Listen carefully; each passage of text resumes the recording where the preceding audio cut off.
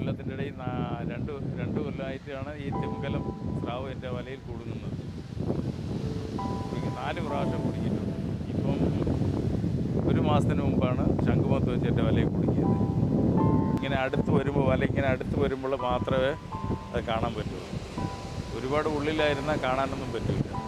വല ഇങ്ങനെ അടുത്ത് വരുന്നതനുസരിച്ച് അതിനെ കാണാൻ പറ്റും. അപ്പോഴാണ് ഇപ്പോൾ നമ്മൾ വല കീറിയോ പോന്തിയോ വിട്ട് അങ്ങോട്ട് ഒഴിവാക്കുന്നത്. ജീവനോടെ വിടാൻ പറ്റുന്ന ഇതുവരെയും 3 ജീവനോടെ തന്നെ പോയത്. ഒരെണ്ണമാണ് ഫസ്റ്റ് നമുക്ക് അറിയില്ലായിരുന്നു, അങ്ങനെ ചത്തുപോയി. ബാക്കി 3 നമ്മൾ തിരിച്ചു വിട്ടിട്ടുണ്ട്. ഈ ഒരു 20-22 വർഷം മുമ്പൊക്കെ ഈ മീനൊക്കെ നമ്മൾ കണ്ടതേ ഇല്ല, കാണുന്ന ഫോട്ടോയിലാണ് കണ്ടിരുന്നത്. ഇപ്പോഴാണ് ഈ ഒരു 10 വർഷത്തിന് ശേഷം ഈ മീനുകൾ ഇത്തിരി കരയ്ക്ക് വരികയും നമുക്ക് ഇത്തിരി നാശനഷ്ടങ്ങൾ ഉണ്ടാക്കുകയും ചെയ്തുകൊണ്ടിരിക്കുക. അപ്പം ഇതിൻ്റെ കാരണം എന്തെന്ന് വെച്ചാൽ ഇത്തിരി ബോട്ടുകാർ കണ്ടിട്ടുണ്ട്. വിഴിഞ്ഞ ഹാർബറിൻ്റെ അടുത്തായിട്ട് ഈ തട്ടുമടി എന്ന് പറയുന്ന സാധനമാണ്, അതിനകത്ത് കയറാറുണ്ട്. ഇത് 2-3 അവിടെ ഉണ്ടെന്നാണ് പറയുന്നത്. അപ്പോൾ ഇത് കൊച്ചു മീനുകൾ പിടിക്കാൻ വേണ്ടിയിട്ട് അങ്ങോട്ട് പറഞ്ഞത്. അതിലൊന്നും പറയാനൊന്നും പറ്റില്ല. ആരുടെയാണ് വലയിനകത്ത് വല വീശി വരുമ്പോഴത്തേക്ക് അതിൻ്റെ ഉള്ളിൽ പട്ടുപോയാൽ പിന്നെ നമുക്കൊന്നും ചെയ്യാൻ പറ്റില്ല. ചത്തുപോയാലും കേസാണ്. നമ്മൾ മനഃപൂർവ്വം കൊന്നെന്നാണ് പറയുന്നത്. അതുകൊണ്ട് ചാകാത്ത രീതിയിൽ ഞങ്ങളെ കൊണ്ട് കഴിയുന്നത് ഞങ്ങൾ തിരിച്ചയക്കാനേ നോക്കുള്ളൂ. അതിനെ കൊന്നിട്ട് നമുക്കൊന്നും കിട്ടാനൊന്നുമില്ല.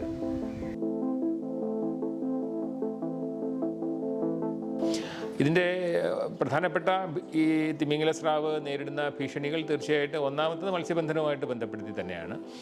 രണ്ടാമത് ഇന്ത്യയിൽ നേരിട്ടുള്ള വേട്ട ഉണ്ടായിരുന്നു. പ്രത്യേകിച്ചും ഇതിൻ്റെ കരൾ എണ്ണ ഉണ്ടാക്കാനായിട്ട് ഉപയോഗിക്കുന്നുണ്ട്. മാംസത്തിന് വലിയ ഡിമാൻഡില്ല, പക്ഷേ ഇതിൻ്റെ സ്കിന്ന്, ഇതിൻ്റെ തുകല് മറ്റ് ഉൽപ്പന്നങ്ങൾ ഉണ്ടാക്കാനായിട്ട് ഉപയോഗിക്കുന്നുണ്ടായിരുന്നു.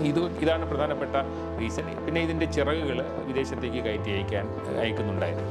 ഈ 2010 ഇത് ഈ തിമിംഗല സ്രാവ് ഇന്ത്യയിൽ ഷെഡ്യൂൾ 1 വന്നിട്ടുണ്ട്. പ്രത്യേകിച്ച് വന്യജീവി സംരക്ഷണ നിയമത്തിൻ്റെ ഷെഡ്യൂൾ 1 വന്നിട്ടുണ്ട്. അതിൻ്റെ അർത്ഥം കടുവകളെ പോലെ തന്നെ സംരക്ഷിക്കപ്പെടേണ്ടുന്ന ഒരു ജീവിയായിട്ട് ഇത് മാറിയിട്ടുണ്ട്. പിന്നെ വന്യജീവി സംരക്ഷണം അത് വനത്തിലുള്ളവർക്ക് മാത്രമായിട്ടുള്ളതല്ല. ഈ കടലിലെ വന്യജീവികളുണ്ട്, അത് മത്സ്യത്തൊഴിലാളികളെ കൊണ്ട് അത് സാധിക്കുകയുള്ളൂ വന്യജീവി സംരക്ഷിക്കപ്പെടാൻ വേണ്ടി. അപ്പോൾ അവർ പരമാവധി ശ്രമിക്കുന്നുണ്ട്. 99% അന്ന് എല്ലാവരും ബുദ്ധിമുട്ടിയിട്ടാണ് നമ്മൾ അന്ന് ജീവനോട് അത് ഉള്ളിലേക്ക് വിട്ടത്. ഉള്ളിൽ വിട്ടപ്പോഴേക്കും അതിൻ്റെ പ്രതിഫലം ഒന്നും കിട്ടിയില്ല. ആർക്കാരും ജോലി ചെയ്യുന്നവർക്ക് ഒരു കൂലി കൊടുക്കണം. അത് ഗവൺമെൻറ്റിൻ്റെ ഭാഗത്ത് നമുക്കൊന്നും ഒരു സഹായവും ആരാണെന്തെന്ന് ചോദിക്കാൻ പോലും വന്നിട്ടുണ്ട്. മതിയാവില്ല, എന്നാലും അത് എൻ്റെ പാക്കറ്റിൽ നിന്നാണ് പോകുന്നത്. അതിന് 2 തവണ വല മുറിച്ച് വിട്ട് അതിനൊന്നും കിട്ടിയിട്ടില്ല. 3ാമത്തത് വല മുറിച്ച് വിട്ടതിന് ശേഷമാണ് ഒരു 25,000 രൂപ കിട്ടുന്നത്. അതുകൊണ്ടൊന്നും ആവില്ല. അതിലേക്ക് അന്ന് ഇതിപ്പം കഴിഞ്ഞ മാസം മുറിഞ്ഞ വലയാണ്. അതിനാണ് ഇന്ന് പോയി വല എടുത്തുകൊണ്ട് വന്ന് പുതിയ വല വയ്ക്കുന്നത്. ഒരു വല മൊത്തമായിട്ട് സെറ്റ് ചെയ്യണമെങ്കിൽ 1.5 ലക്ഷം രൂപ കിട്ടും. അതിൻ്റെ റിപ്പയർ ചെയ്യും ചാർജ് മാത്രം 30-35,000 രൂപ, അത് വേറെ.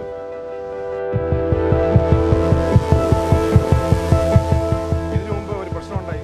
ഒരു തിമിംഗലം, ഒരാൾ ചത്ത തിമിംഗലാണ് ഉള്ളിൽ കരയ്ക്കുള്ളത്, പൂന്തറ തന്നെ. അയാളുടെ പുറത്ത് അത് കേസെടുക്കുക. അത് നമ്മൾ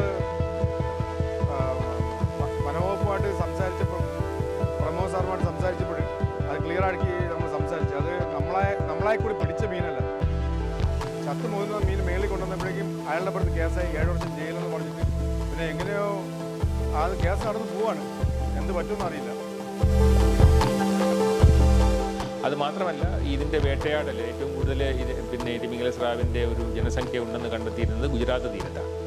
ഇന്ത്യയിൽ ഏറ്റവും അധികം ടാർഗറ്റ് ചെയ്തിട്ടുള്ള വേട്ട നടന്നിട്ടുള്ളതും ആ പ്രദേശത്തായതുകൊണ്ട് തന്നെ ആദ്യമായിട്ട് ഈ സംരക്ഷണ പ്രവർത്തനങ്ങൾ തുടങ്ങുന്നത് ഗുജറാത്തിലാണ്. വന്യജീവി സംരക്ഷണം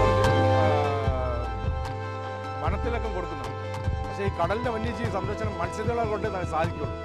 അതിനുവേണ്ടി ഒരു സംരക്ഷണം ഗവൺമെൻറ് സൈഡിൽ നിന്ന് നമുക്ക് റീഇംബേഴ്സ് കിട്ടാറില്ല.